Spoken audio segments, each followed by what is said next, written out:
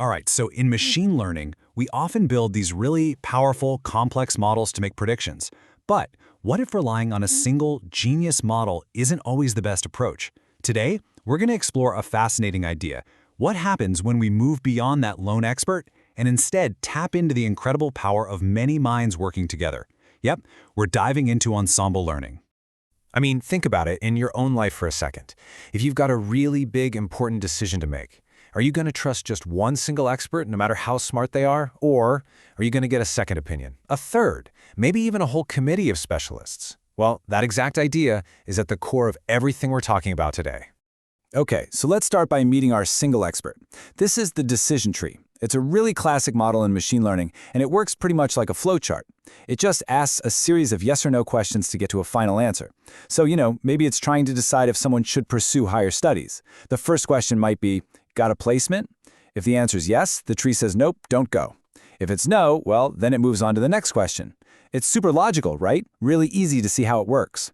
But here's the thing. How does the tree know which question to ask first or second? It's not just picking them out of a hat, no way.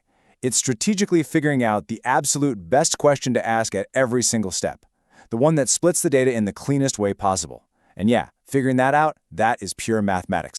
And get this, all of this complex math you see here, this is just to figure out the very first question the tree should ask. The algorithm has to look at the entire dataset and calculate something called entropy, which is basically a measure of how messy or impure the data is. Then, for every possible question it could ask, like about the weather or temperature or humidity, it calculates the information gain. Whichever question gives it the most clarity, the one with the highest score, wins. That becomes the root node, the very start of our tree. And here's the kicker. That whole multi-step calculation we just walked through, the model has to do it all over again for every single branch of the tree. Down the sunny path, down the rainy path, you name it.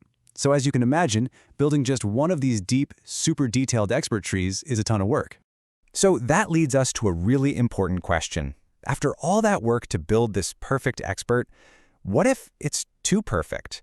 What if it's so specialized on the data it trained on that it's actually kind of bad at handling new, unseen data? In the biz, we call this overfitting, and it is a huge potential weakness when you're relying on just one model. And that is where our committee of experts makes its grand entrance. This is the whole idea behind ensemble learning. Instead of pouring all of our energy into building one single, flawless, all-knowing model, we just build a whole bunch of them. Then, we let them all work together to come up with one final, much stronger prediction.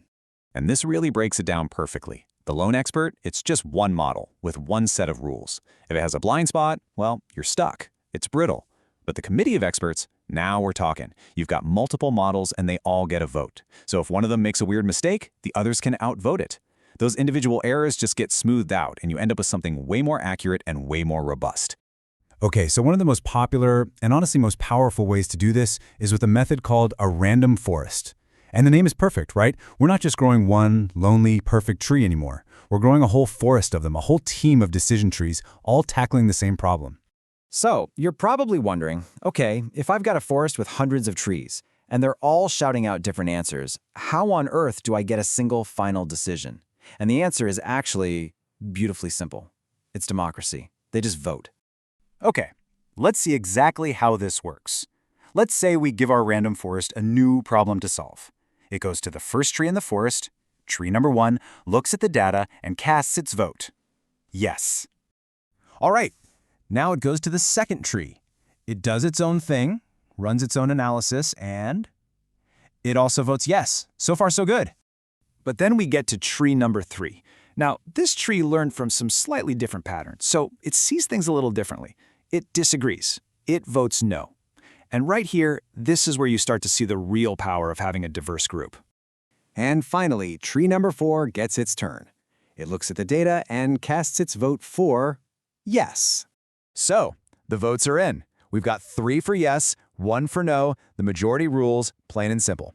So the final prediction from our entire random forest is yes. It's really that straightforward. And here's the really cool takeaway. Each of those individual trees, it might not be perfect. It might even be what we'd call a weak learner. But when you bring them all together and combine their votes, their individual mistakes and little biases just kind of cancel each other out. And what you're left with is one unified, strong learner that is just way, way more accurate than any single tree could ever be on its own. Okay, but this brings up a super important point, right? This whole wisdom of the crowd thing only works if the crowd actually has different opinions. I mean, if all our trees were just identical clones of each other, they'd all make the exact same mistakes, and voting would be useless. So how do we make sure our trees are actually diverse? Well, the main trick up our sleeve is a technique called bagging, and that's just short for Bootstrap aggregating. The core idea is brilliantly simple. You just don't show every tree the exact same data. Instead, when you're training the forest, each tree gets its own unique random sample of the original dataset to learn from. See, by giving each tree a slightly different version of the truth, we're basically forcing them to develop their own unique perspectives and learn different patterns. But random forests actually take it one step further to guarantee diversity. It's not just about the data rows, it's also about the questions they can ask. At every single decision point, each tree is only allowed to look at a random handful of features. So one tree might only be able to ask about temperature and humidity, while another one only gets to consider wind speed and time of day. This is the secret sauce. It's how we build a truly diverse committee of specialists, and their combined wisdom is what makes the whole forest so powerful. Now, bagging isn't the only game in town when it comes to ensembles. There's another really popular approach called boosting, and it's totally different. Think of it this way. Bagging is like hiring a bunch of independent contractors to all work on the problem at the same time, in parallel. Boosting, on the other hand, is like an assembly line. You train one model, see what it got wrong, and then you train the next model specifically to fix the mistakes of the first one. It's a sequential process of constant improvement, which is a very different philosophy from the independent diversity of bagging. All right, so let's do a quick recap of what we've covered. We started with our lone expert, the decision tree. Powerful for sure, but with the serious risk of being too rigid and overfitting. Then we saw the solution, Ensemble Learning, where we combine a whole committee of models to get way better results. The random forest is a perfect example, letting a whole bunch of trees vote on the final outcome. And the magic ingredient that makes this all work? It's techniques like bagging, which create that essential diversity that gives us the wisdom of the crowd. And that really leaves us with one last big idea to think about. We've seen how powerful this is in machine learning, right? But this principle goes way beyond code. This idea that a group of diverse, even imperfect models can be smarter than any single brilliant expert, that has implications for pretty much everything. So I'll leave you with this. Where else in the world can the wisdom of the crowd overcome the limits of a single expert? Something to chew on. Thanks for tuning in.